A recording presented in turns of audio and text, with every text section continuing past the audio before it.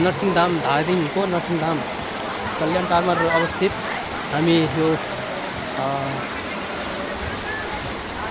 नरसिंहधाममा आइपुगेका छौँ दर्शन गर्नलाई। आज शनिबारको दिन एकदमै भिड छ, गर्मी धेरै नै अति नै गर्मी पनि छ।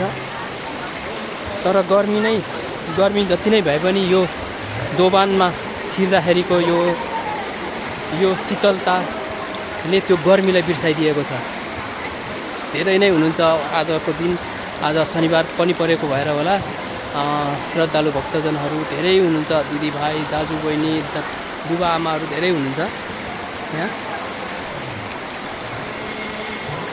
हेर्न सक्नुहुन्छ यहाँहरूले धेरै लामो धेरै नै हुनुहुन्छ यहाँ, धेरै नै लगभग हामी 2 घन्टा जति त हामी हिँड्नै परेको छ। हाम्रो आज गाडी जाम भएर यति गाडी आएको छ, आज यति गाडी आएको छ, लगभग 200-300 वटा भन्दा पनि बस धेरै आएका छन् यहाँ।